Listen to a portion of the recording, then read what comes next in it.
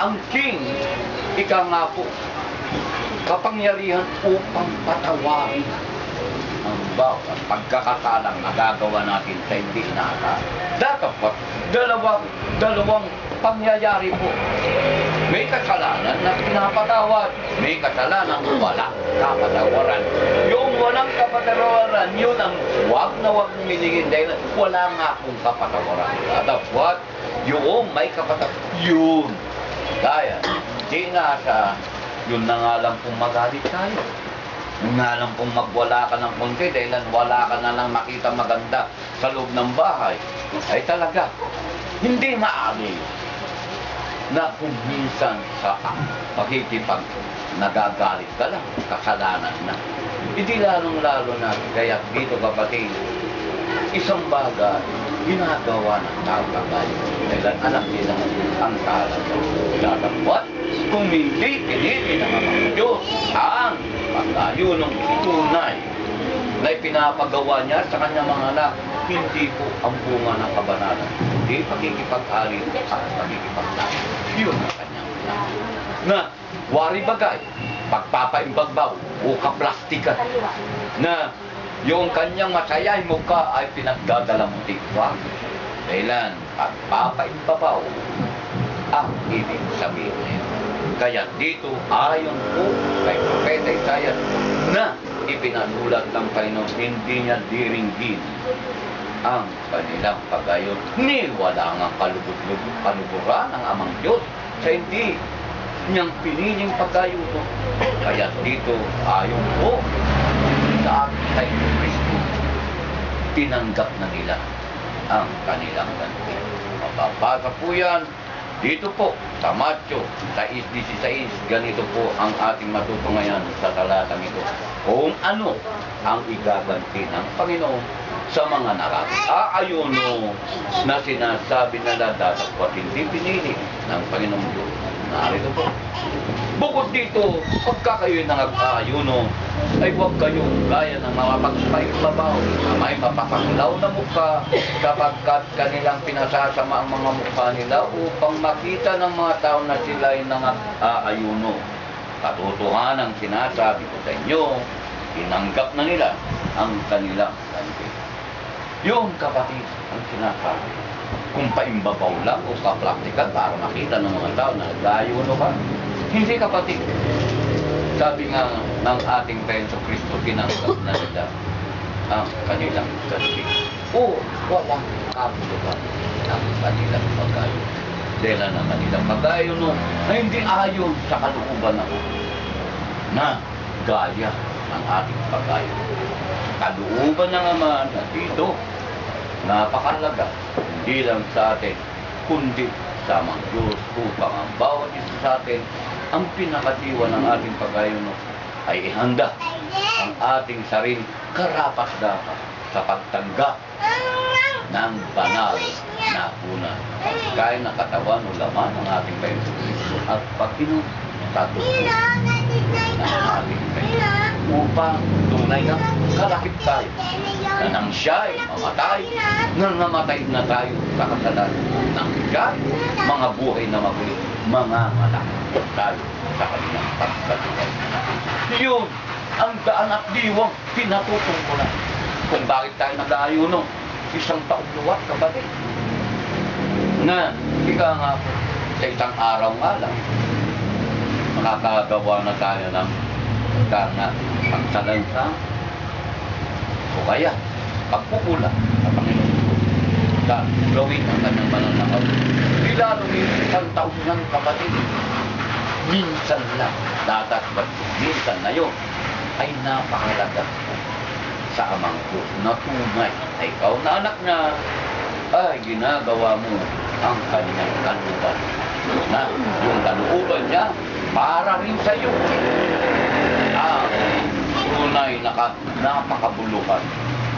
Dahil tunay nga ang paganda mo, malinis ka sa kanyang harapan upang tunay na pinagandang ka ng banal na punan para sa iyong kaligtasan.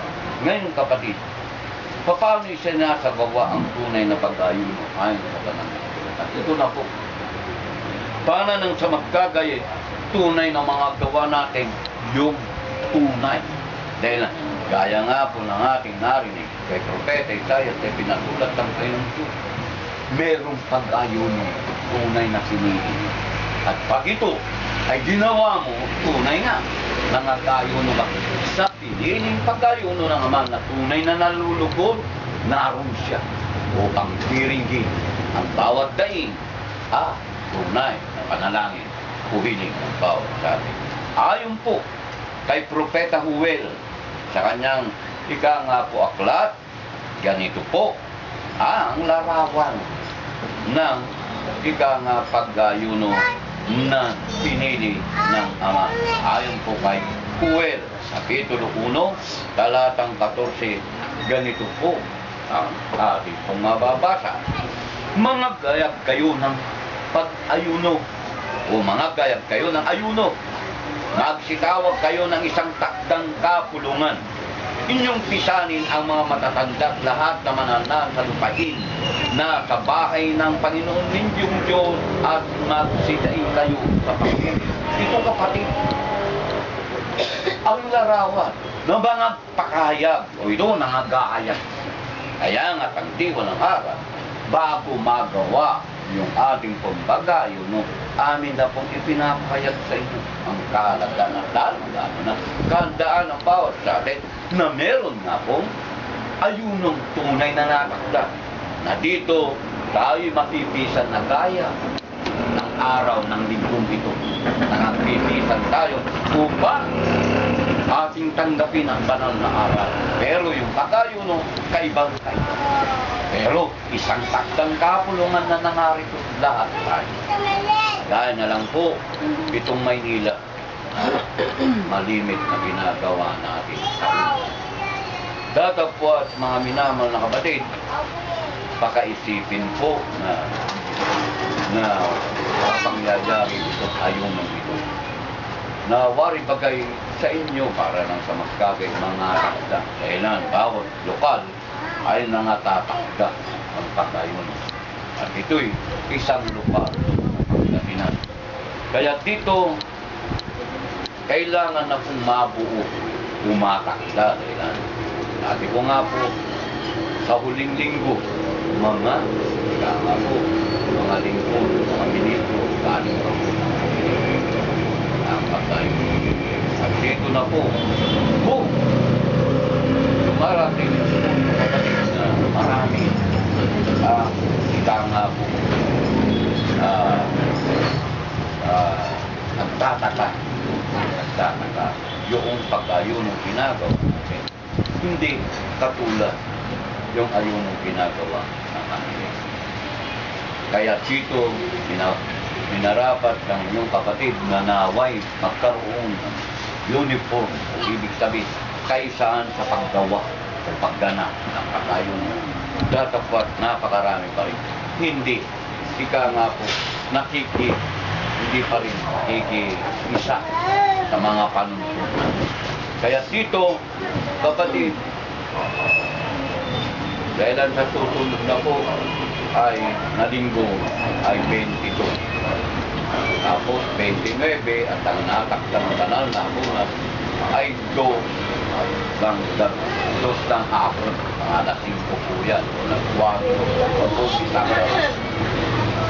April ato, bibis po yun. Tapos April at 3 ang hapon, yun na yung 7 wika. Nakakabayo-bayo ang ating pwede. Alam nyo, ang pangyayari niya, pagkatapos po ng wika na po, 7 wika, magkulay-kulay, mga kapatid ng Angeles na napakarami, papuntang Angeles ay papuntang Rosales, madaling araw ng Sabado ay patungong Isabela. Kaya dito kapatid, malamang po na ang maglilingkod sa inyo ng mga ministro, kailangan gaano man po na niloob po ng mga kapatid nyo na kami masana pong masisipino, pero wala na po ang laksang panahon mga pag-amilig na po sinito. kasama kami. Kasama ng kapatid na tumupo ng Isabela, Baya, Kalinga. Mga 4 o 5 araw po kami na maglalakbay sa punta ng Isabela hanggang Kalinga at pabalik. Dito po sa Pangilinan at sa Pangasinan. Kaya dito, itong isang takdang katulungan na ipinapayat po namin ang pagdayon sa inyo, matapakin po natin na gawin kung nilanais o naisip ang bawat sa inyo sa susunod na linggo na minsanan na lang ang pagkakatipon. Sa 22. Sa 22, alauna ang ating itong pag-aaral, ha? O 1:30 o 2, diba? Alas 2, matatapos yan mga alas 3, tapos ng pagsamba, pagkatapos ng alas 3 yun na patayo. Matatapos tayo dyan alas 5. Kaya 2 to 5, 3 oras po yun. Ha? Sa 22, Wala nang samba ng umaga. wala nang samba sa umaga, para minsanan na lang po, kapatid. Ha? Minsanan na, wala nang umaga, pero makapangyayari. Hapon na lahat, may pagsamba, katapos ng pagsamba, tuloy-tuloy na yan. Tapos yung sermon, ipapasok na yung pag-ayuno, at minsanan na rin yung panalangin, minsanan na rin yung pagpapala. O ba? Ha? Alas 2 ng kasusunod na linggo. Wala na pong umaga, minsanan na lang para na kagay lahat ay makagawa ng pagkakatipon, kasama na rin ang pag-ayuno. Yan kapatid, nasa sa inyo yan kung ilagay nyo sa ibang araw. Pero malayo naman po. Malayo naman po ang iba sa inyo. Ibinsa na malapit lang. Kaya nga, nasa sa inyo po kapatid, kami naman ay aayon sa bawat nilulog nyo. Ilang lingkod po kami. Dito lang, nakapangyayari kung nasabi ng Presidente Noynoy Aquino na kayo ang busko. Dito, kayo ang busko. Katotohanan niya. Ito ang tunay na nakapangyayari, kayo ang busko. Mami. Kaya kung anong nilulog nyo, serious kami. Sabi nga ng malalakasulatan, go sa bawat bansa. Yung may matataas ang kapamalan, sila ang mga bote. Pero dito, kayo. Kailan ang nangunguna sa inyo ay tagapagtinto. Talagang kayo. Kaya maliwanag po sa sikat ng araw, kapatid, na kayo po ang masusunod. Hindi kami ang masusunod. Nga lang sinasabi na namin para na sa magkabay, mga ayos ang bawat mangyayari. Maligang pa kapatid, paano pa ang agating gagawin sa tunay na pag-ayuno? Ayon sa banal na kasulatan, dito po naman, kay Propeta Nehemias, mga minamahal na kapatid, bababasa po ito na ika nga po'y tunay na ayon sa mga natutulat ang ating gagawin.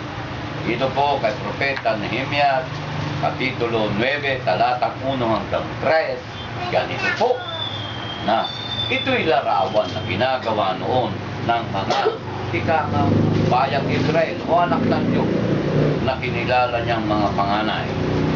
Nang ika-24 na araw nga ng buwang ito ay nagpupulong ang mga anak ni Israel na may pag-ayuno at may pananabik na magaspang at may lupa sa ulo nila. At ang binhin ni Israel ay nagsiwalay sa lahat ng mga taga-ibang bayan at nagsitayo at nagpahayag ng